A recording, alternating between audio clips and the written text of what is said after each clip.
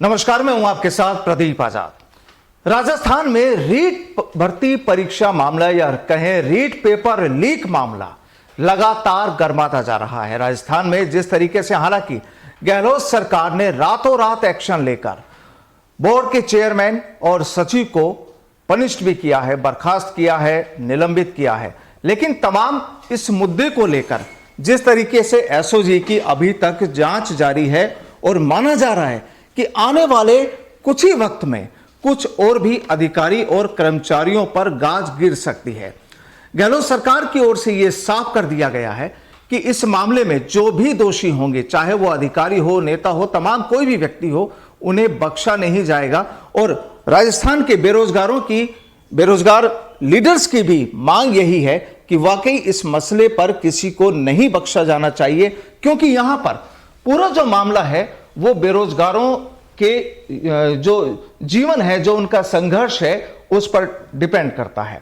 आज इसी मुद्दे पर चर्चा के लिए हमारे साथ मौजूद हैं भरत बेनीवाल जी हैं, राष्ट्रीय रोजगार संघ के अध्यक्ष हैं, ईरा बोस हैं, युवा हल्ला बोल अध्यक्ष हैं, रोशन मुंडोतिया पूर्व छात्र संघ अध्यक्ष हैं, मनोज मीना जी हैं, तकनीकी बेरोजगार महासंघ अध्यक्ष, और साथ में होंगे अनिल डेनवाल जी जो भीम आर्मी के प्रदेश अध्यक्ष हैं। सबसे पहले भरत जी, लगातार आप लोग भी संघर्ष करते रहे, अब जब सरकार एक्शन के मूड में है तब कहां, अब क्या वापस कोई आंदोलन की जरूरत महसूस करते हैं?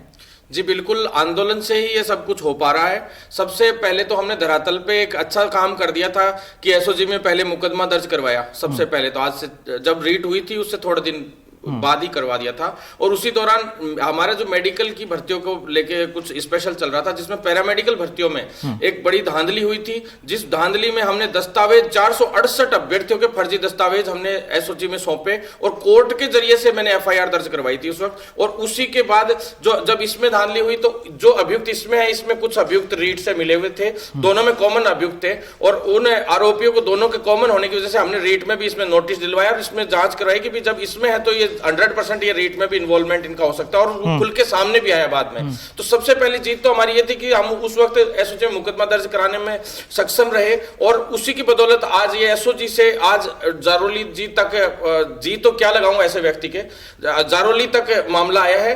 और बहुत जल्द इनके जो बड़े बड़े आका हैं उनके भी नाम खुलेंगे, क्योंकि भजनलाल इसमें, उदाराम और भजनलाल जो पैरामेडिकल भर्तियों में भी एक कॉमन आरोपी हैं। तो ये पहली बात तो ये। दूसरा बात, हमारा जो आंदोलन था उस वक्त वो मजबूत था। सचिवालय का अच्छा के पास नेहरू गार्डन में, अशोक उद्यान में, हम लोगों ने एक बड़ा महापड़ाव भी डाला था उसमें। उसके बाद जो वार्ता हुई, हम इस सभी साथी लोग मौजूद थे उस वक्त, तो वार्ता हुई, सीएस साहब से भी हमारी वार्ता हुई, मुख्यमंत्री के ओएसडी साहब से भी वार्ता हुई, उच्च अधिकारियों से वार्ता हुई, और उस वार्ता के पश्चात इन्होंने कहा कि हम एक फर्जीवाड़े के खिलाफ एक बड़ा अध्यादेश लेके आएंगे। इन्होंने हमें आश्वासन भी दिया और उस वक्त घोषणा भी हुई थी अक्टूबर माह में, इन्होंने अध्यादेश के लिए घोषणा भी की थी और एक बड़ा आंदोलन हम लोगों ने करने का कहा था। लेकिन उस अध्यादेश में क्या है, इन्होंने कुछ चीजें कमजोर रखी। 7 साल की केवल सजा रखी। क्या कठोर से कठोर कानून हम बनवाना चाहते थे, साथ में सीबीआई जांच की भी मांग थी। रीट में मैं इतना, हम लोग मेडिकल भर्तियों को लेकर मैं आंदोलन पे था, तो हम लोग रीट और जो जितने भर्तियों में फर्जीवाड़े के मामले थे उनको लेकर हम लोग ढंग से नहीं कर पाए थे उस वक्त। लेकिन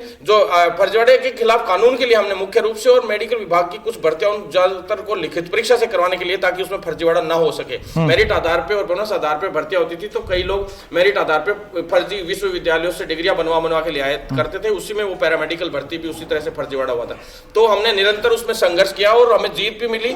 लेकिन जो उसके बाद भी जब सरकार का जो ढर्रा था वो वैसे ही बना रहा, उन्होंने उसी पैटर्न पे चालू रखा मामला और इसमें मजबूती से काम नहीं किया, लोगों को क्या जल्द से जल्द गिरफ्तार नहीं किया। तो हमने एसओजी में मुकदमा करा रखा था, उसमें प्रगति रिपोर्ट भी मांगी। हालांकि उसके बाद भी सरकार से प्रगति रिपोर्ट आई तो कुछ लोगों की और गिरफ्तारियां हुई, भजनलाल की भी बाद में गिरफ्तारी हुई। उसी के तहत फिर आंदोलन जो हमने और मजबूत किया, तो क्रांति मार्च में हम सभी साथी लोग मौजूद थे उस वक्त। ये हमारी पूरी टीम है, हम सभी साथी लोग एक टीम है और इसलिए आज यहाँ मौजूद है। तो हम लोगों ने क्रांति मार्च चलाया, 16 जिलों में क्रांति मार्च रहा, उसमें बड़ी संख्या में युवाओं ने शिरकत की और कई भर्तियों का हमने उसमें इसमें निराकरण भी करवाया। हमारे मेडिकल विभाग के अलावा शायद अब तक कोई भी भर्ती प्रक्रिया में अब तक प्रक्रिया में ही चल रही है, आधी अधूरी पड़ी है। 18 से अब तक कोई भी भर्ती पूरी चलिए नहीं पाई। बिल्कुल आपके पास आएंगे, तो, लेकिन यहाँ पर सवाल ये भी उठता है कि चूंकि अब गवर्नमेंट एक्शन में है, अधिकारियों पर गाज भी गिर चुकी है, तो अब क्या मांग है आप लोगों की? बिल्कुल सर, हमारे जो प्रथम मांग है वो है कि सीबीआई जांच हो, क्योंकि सीबीआई जांच से शुरू से हम मांग कर रहे हैं। सरकार बार बार इस बात को टाल रही है। अभी आज जैसे कि सरकार के कुछ नुमाइंदों ने इस बात को सहमति भी दी थी कि रिट परीक्षा अगर कहीं ना कहीं अगर घपलाबाजी पाई जाती है तो वो रद्द कर सकते हैं हम। लेकिन आज कहीं मुख्यमंत्री जी का इशारा आ गया कि ये रद्द नहीं होगी। हमारी मांग रद्द करना नहीं है, हम चाहते हैं कि सीबीआई की जांच हो, जिससे दूध का दूध और पानी का पानी हो। तो क्या आपको एसओजी पर भरोसा नहीं है?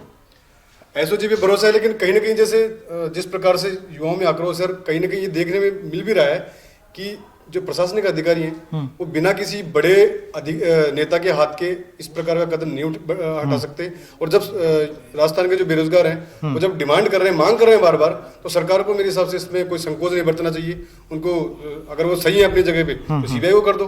वो एसओजी का मामला अगर वो मानते हैं तो सीबीआई को करा सकते हैं वो, अगर वो सही है, पाक साफ है। सवाल ये भी उठता है ना कि जिस तरीके से कहा जा रहा है कि स्ट्रांग रूम से जो पेपर लीक हुआ है, पेपर जो वहां से आउट हुआ है, हालांकि आज कुछ कांग्रेस नेताओं का यह भी कहना था कि पेपर लीक नहीं हुआ है, पेपर चोरी हुआ है। तो यहां पर चोरी हुआ है या लीक हुआ है, लेकिन वो एक अलग सवाल है। यहां पर क्या कुछ गुंजाइश आपको लगती है कि और भी लोग इस मसले में शामिल हो सकते हैं? बिल्कुल सर, जिस प्रकार से एसओजी ने ये माना है कि शिक्षा संकुल के स्ट्रांग रूम से पेपर निकला है। पहली बात तो आप मुझे ये बताइए, कोई वो स्ट्रांग रूम है, एक नाथिका वाड़ा है जो वहां से पेपर निकल गया? शिक्षा संकुल एक इतनी बड़ी संस्थान है, वहां पे सारा ये पूरी सेटिंग हुई है। 24 तारीख को वहां डीपी जारोली का और प्रदीप पारासर का एक रात रुकना और वहां से पेपर निकल जाना। जब डीपी जारोली जी ये कहते हैं कि पेपर की जो पैकिंग है वो हमने ऐसी कर रखी है, अगर 10 मंजिल से भी फेंकेंगे तो वो पन्नी फटेगी नहीं। मैं डीपी जारोली से पूछना चाहता हूं, आप ये बताइए शिक्षा संकुल से पेपर कैसे निकल गया? आप कह रहे हो कि वहां कैमरे लगे हुए हैं, सारी चीजें है, तो आखिरकार में वो पेपर फिर निकाला किसने? कहीं ना कहीं इसमें जो डीपी जारोली जी है, प्रदीप पारासर है, ये जो लोग हैं ये इस चीज में आ रहे हैं कि ये लोग शामिल है और इन्होंने ही इनकी सह से ये पूरा घोटाला हुआ है। तो सरकार ने तो उनको सजा दे दी ना, एक को बर्खास्त कर दिया, एक को निलंबित कर दिया। उनके बर्खास्त और जो निलंबित किया है उससे काम चलने वाला नहीं है, क्योंकि ये तो चंद लोग हैं, ये तो मछलियां हैं। जो अभी जो बड़े मगरमच्छ है, जो सरकार के बड़े मंत्री है, वहां पे जो अभी निशाना जा रहा है हमारा कि वो अगर उन लोगों की जांच होगी तो पता लगेगा। और अभी आप तो जिक्र कर रहे थे कि आप एसओजी से संतुष्ट हो या नहीं हो, तो हम एसओजी से संतुष्ट इसलिए नहीं है, अगर एसओजी अगर जांच करेगी तो प्रदीप पारासर और डीपी जारोली तक ही पूछताछ कर पाएगी। जब अगर नंबर आता है सरकार के बड़ी मंत्रियों का, जिसमें शिक्षा मंत्री खुद गोविंद सिंह डोटासरा आरोप लगे हुए हैं, और भी अभी कल सुभाष गर्ग के बारे में भी जानकारी मिली हुई है, तो अगर इनसे जब पूछताछ की जब नंबर आएगा तो एसओजी आपको लगता है पहुंचेगी? एसओजी नहीं पहुंचेगी वहां पे। अगर सीबीआई जांच इसमें मिलती है तो एसओजी सरकार के मंत्रियों से पूछताछ करेगी और सारी चीजें आपके सामने आ जाएंगी कि इसमें कितने लोग शामिल थे सरकार के।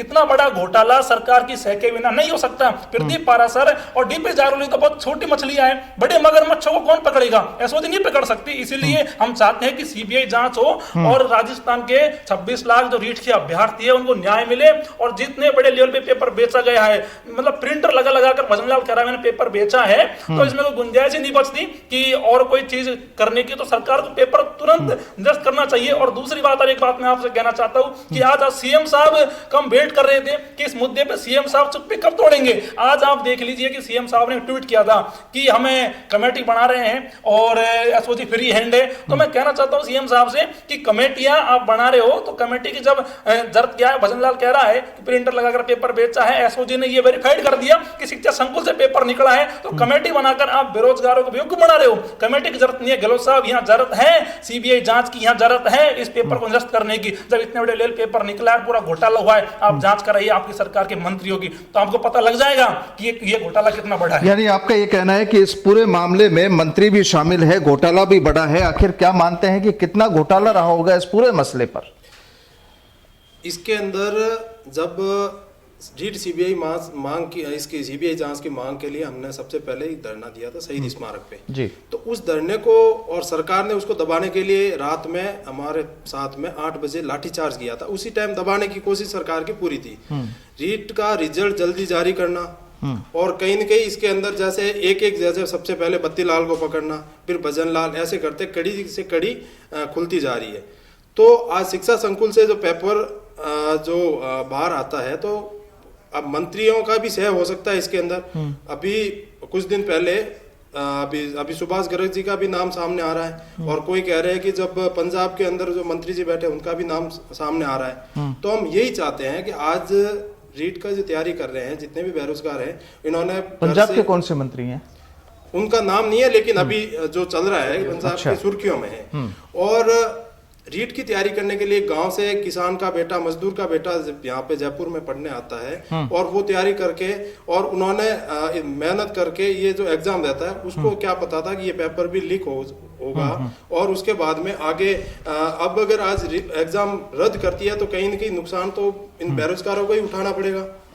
और अनिल जी, चूंकि ठीक है, यहाँ पर अब बीजेपी और कांग्रेस तमाम तरह के यहाँ पर प्रतिक्रियाएं भी आ रही हैं, राजनीति भी हो रही है और एक्शन भी हो रहा है।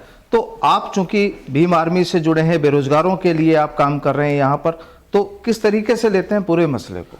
देखिए, ऐसा है, जहाँ जहाँ जिस प्रदेशों में सरकारें रही हैं जी, वो एक दूसरे पे आरोप लगाती रही हैं जी। और जहाँ बीजेपी की बात करूँ तो उत्तर प्रदेश में भी ये मामले रहे हैं, वहाँ भी लगातार पेपर लीक का मामला रहा है। और राजस्थान सरकार की बात करो, लेकिन उन्होंने कानून बना के और तुरंत एक्शन भी लिया है, वहाँ तुरंत एक्शन लिया है, लेकिन लीक तो रहा है मामला। लीक तो लगातार हुए हैं वहाँ पे भी। छात्र वहाँ भी धरने बैठे रहे, 69,000 शिक्षकों की भर्ती वाले मामले में वहाँ लोग बैठे रहे हैं जी। और सेंटर की बात कर लीजिए, सेंटर में SSGD वाले लोग बैठे रहे हैं। आज पटना में भी यही हाल चल रहा है जहाँ बीजेपी सरकार है। और राजस्थान में पिछले 1 साल से शहीद स्मारक पे ऐसा कोई दिन नहीं है जहाँ बेरोजगार युवा बैठा ना हो। SI का मामला ले लीजिए, JN का मामला ले लीजिए, पटवारी, और अभी हाल फिलहाल में रीट का मामला। और रीट के मामले में काफी दिन से युवाओं की और जो बेरोजगार जितने भी साथी हैं हमारे ये संघर्ष के साथी हैं, लगातार आवाज उठाते रहे कि इस भर्ती पे सीबीआई जांच हो। तो सरकार लगातार ये पहले दिन से मना करती आ रही कि लीक हुआ ही नहीं। और आजकल जो जारोली जी को इन्होंने बर्खास्त किया, तो जब लीक ही नहीं हुआ पेपर तो उन्हें बर्खास्त क्यों किया गया? बिल्कुल ठीक है। तो सरकार ने कहीं न कहीं अपने मन में मान तो लिया है कि लीक तो हुआ है। नहीं, वो तो जो एसओजी की जो इन्वेस्टिगेशन हुई है वहां कहीं ना कहीं कुछ ना कुछ मिला ही है। आपकी बात सही है, इन्वेस्टिगेशन में अगर मिला है तो वो बड़े जो है ना, बड़े लोग जो बड़े नेताओं की तरफ इशारा हो रहा है, तो उन्हें बचाने के लिए इन छोटे जो अधिकारी हैं इन पे गाज गिराई जा रही है। तो जब युवाओं की एक ही मांग है कि सीबीआई जांच, तो सीबीआई जांच क्यों नहीं करा रही सरकार? क्यों डर रही है? क्या वो नेताओं को बचाना प्रयास कर रही है? तो मूल मुद्दा यही कि बेनीवाल जी, मूल मुद्दा यही है कि सीबीआई की यहाँ पर जांच होनी चाहिए, लेकिन सवाल वही कि एसओजी जो लगातार जो जांच कर रही है, और अगर जारोली या सेक्रेटरी को अगर आप पनिश कर रहे हैं, वो कोई खास महत्वपूर्ण नहीं है, ऐसा मानते हैं? जी देखिए, एसओजी को क्या है, राजस्थान सरकार दबाने का मादा रखती है और वो उसके इशारे पे भी काफी हद तक काम करती है। जब हमें प्रगति रिपोर्ट मांगनी पड़ती है कोर्ट के जरिए से, और जब जाके इनमें जांच होती है, मुकदमे तक दर्ज नहीं होते, बड़े बड़े आंदोलनों के बाद सिर्फ जांच में डाल दिया जाता है और जांच में डाल के सभी मामलों को ठंडा कर दिया जाता है, भर्ती प्रकरणों को। तो ये बहुत दुर्भाग्यपूर्ण है। तो इसके लिए हमारी मुख्य रूप से मांग सीबीआई जांच की है, लेकिन सबसे मुख्य मांग जो है गैंगस्टर एक्ट जो बने, उस एक्ट के अनुसार अगर कार्य नहीं हुआ तो ये जो जितने भी लोग हैं, सरकारी कर्मचारी हो चाहे कोई भी हो, उसमें लिप्त पाया जाता है, तो वो व्यक्ति नहीं डरेगा। क्योंकि मर्डर के गहलोत सरकार ये भी कह रही है कि जो विधानसभा शुरू होने वाली है उसमें कुछ इस तरीके का बिल यहाँ पर होगा कि कड़ी सजा इस तरह के लोगों को मिले। उसको कठोर से कठोर होना बहुत जरूरी है। वो बिल पास करें, बहुत बहुत धन्यवाद है इसके लिए तो, लेकिन सबसे बड़ी बात है कि वो कठोर इतना होना चाहिए कि कोई भी व्यक्ति ये गुनाह करने से डरे। क्योंकि जब तक इनके दिल में डर नहीं बैठेगा इनके अंदर, क्योंकि मर्डर केस में भी अपने यहाँ लचीलापन थोड़ा सा आ जाता है उसकी वजह से, जो संविधान के उसमें, तो उसकी वजह से क्या है कि भी जो मर्डर वाले जो व्यक्ति रहते वो भी 6-6 महीने 1-1 साल में बाहर आ जाते हैं जमानत पे। तो एक तो वो गैर जमानती होना जरूरी है। दूसरा, जो एग्जाम सेंटर लेवल पे जितना भी सिस्टम हो, पूरा का पूरा कैमरे की निगरानी में, जिस दिन से पेपर हो ना उससे पहले से भी जो इन्विजिलेटर जो बैठेंगे वो भी कैमरे की निगरानी में स्टार्टअप करे, और लास्ट तक पूरा बायोमेट्रिक से लेके जीपीएस सिस्टम डिजिटल पूरा वॉचिंग हो पूरी तरीके से। एक तो वो हो। तीसरी बात ये कि रीट है जैसे, तो रीट अकेला ही नहीं है, हर भर्ती में यही हालत है। जैसे मनोज मीणा भाई ने बताया, जयन एसआई, पहले एसआई भर्ती के लिए इन लोगों ने भी काफी संघर्ष किया था भाइयों ने। तो ये कोई एक पेपर की बात नहीं है, जब तक ये सिस्टम कानून नहीं बनेगा मजबूती से, तब तक हर भर्ती में इसी तरह की बातें आती रहेंगी और इसी तरह से मुद्दे उठते रहेंगे। सबसे बड़ी बात है कि एक बेरोजगार युवा बेचारा लोन पर लेके पढ़ाई करता है और इतनी बुरी हालत रहती है, वो कैसे भी ये सोचता है कि 4 महीने से भी 5वें महीने जयपुर नहीं रहना पड़े कोचिंग के लिए, क्योंकि उनको पता है 1-1 रुपए का लोन पे लेके वो लोग पढ़ाई करते। तो ये बहुत दुर्भाग्यपूर्ण है। आप एक तरफ बात करते हो किसानों की और संवेदनशीलता की, तो संवेदनशीलता अगर है तो आप तुरंत प्रभाव से एक्शन क्यों नहीं ले रहे हैं? आपको बोलने का मौका, इतना बड़ा मामला हो गया राजस्थान में, पूरे फ्रंट पेज पे लगातार चल रहा है। मुख्यमंत्री जी का आज जाके छोटा मोटा ट्वीट और स्टेटमेंट आया है, उनको संवेदनशीलता बहुत पहले दिखानी चाहिए थी। दूसरा, आप लोग अनशन, अभी आपने कहा था थोड़ी देर पहले कि भी आंदोलन की बात, तो आंदोलनों से तो कोई ज्यादा इनकी सुनवाई फर्क पड़ता नहीं है, अनशन वगैरह इनसे ज्यादा इनके आज तक फर्क पड़ा नहीं है, क्योंकि मनोज मीणा भाई हमारे, इन्होंने लगातार अनशन किया था। कितने दिन का था? लगभग काफी दिन इन्होंने अनशन किया था। उसके बावजूद भी इनकी सुनवाई नहीं हुई उस टाइम। जयन भर्ती में इन्होंने पेपर लीक प्रकरण को ही इसी के लिए ही किया था इन्होंने। तो ये तो इनके सरकारों को ज्यादा फर्क पड़ता नहीं है, लेकिन इनके जब तक लठ नहीं पड़ेंगे ढंग से, एक तो हम कानूनी लड़ाई लड़ी रहे हैं और सीबीआई में भी रोशन भाई ने भी और हम लोगों ने मिलकर, अभी ईरा भाई ने भी, हम लोगों ने सभी ने मिलकर ये तय कर लिया है कि 1-2 दिन में सीबीआई के लिए हम लोगों ने रिट पिटीशन दायर कर रहे हैं सीबीआई जांच के लिए। तीसरी चीज, हमारा एक्शन ही अब आगे का इतना खतरनाक होगा। साफ सरकार को हम खुली धमकी दे रहे हैं, यहां से लाइव में आपके माध्यम से पहुंचाना चाहते हैं इस बात को कि हमारी इस बात को आप ये मत कहना कि कोई सजेशन हो या कुछ और हो। सीधी धमकी है हमारी सरकार को कि जब दिल्ली में ट्रैक्टर लेके किसान चढ़ सकते हैं, तो हम उन्हीं किसानों के बच्चे हैं। ट्रैक्टर लेके हम सीएम हाउस भी चढ़ सकते हैं, सीएम हाउस का घेराव भी कर सकते हैं, और सरकार 1% भी 0.1% भी बेरोजगार युवाओं को हल्के में ना ले, क्योंकि ये सारे वही किसानों के, युवा, मजदूर वर्ग के, मध्यम वर्गीय परिवारों के बच्चे। क्योंकि हम अमीर वर्ग के होते तो आज हम कहीं बिजनेस खोल के बैठे रहते हमारे सभी साथी लोग। इसलिए हम अगर अपने हक के लिए लड़ते हैं, और सच में हम जाग चुके हैं पूरी तरह से, जागरूकता अभियान हमारा चलाया गया था और आज हमारी बड़ी बैठक हुई है अशोक उद्यान में वापिस से, और बड़े कल ईरा जी और यहाँ जगतपुरा पे हम सभी साथियों ने बड़ी बैठक की थी। और अब अगला शिक्षा संकुल पे हमने ताले लगाए थे 1-2 दिन पहले, और अब बड़े स्तर पे सारे के सारे बोर्डों के ताले लगाएंगे सब जगह। जब ये बोर्ड क्या काम के हैं, जब इनमें चल ही रहा है, धांधलियां चलेंगी, तो जब पैसे भी बेचनी है तो फिर क्या बात, फिर काय की परीक्षा और काय का माध्यम। रोशन जी, यहाँ पर एक सवाल ये उठता है कि जब स्ट्रांग रूम में आप पेपर रखते हैं तो जाहिर सी बात है आपको प्रशासनिक तौर पर भी उनकी सुरक्षा रखनी होती है, लेकिन यहाँ पर जिस तरीके से जो खबरें आ रही हैं कि पेपर लिफाफे को काटा गया, वहाँ से पेपर निकाला गया और वहाँ से निकल गया, तो क्या ये मान लिया जाए कि कहानी का द एंड केवल यहीं पर है?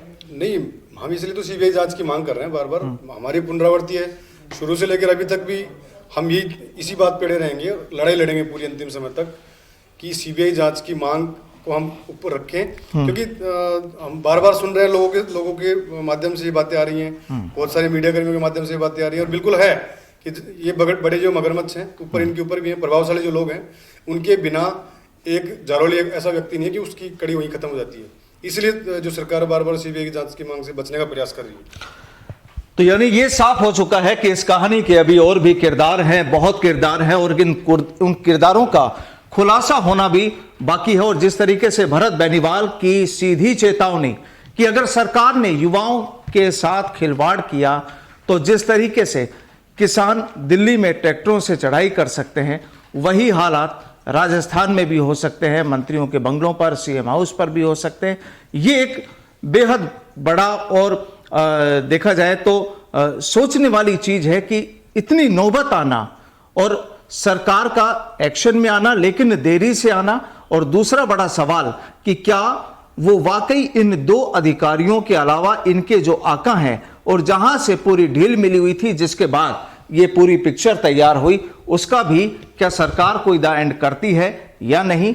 चाहे बयानों में कई चीजें सामने आई हैं यहां पर, लेकिन देखना यह होगा कि असल तस्वीर पूरे मामले की क्या आती है और कौन कौन लोग ऐसे हैं, कौन छोटे बड़े लोग ऐसे हैं जो तमाम इस पूरी फिल्म के किरदार रहे हैं और जिन्होंने इस पूरे घोटाले का यहां पर खेल किया है। और माना जा रहा है कि लगभग करोड़ों में, 100 करोड़ से ज्यादा की जो चर्चाएं हैं, एक्चुअल नहीं है पता अभी, लेकिन करोड़ों में जो पूरा मामला सामने आ रहा है। सवाल ये कि एसओजी अब उस पूरे मामले की तह तक कब तक पहुंचती है और किन किन लोगों पर शिकंजा कसती है। आप सभी का हमारे साथ जुड़ने के लिए बहुत बहुत धन्यवाद। नमस्कार।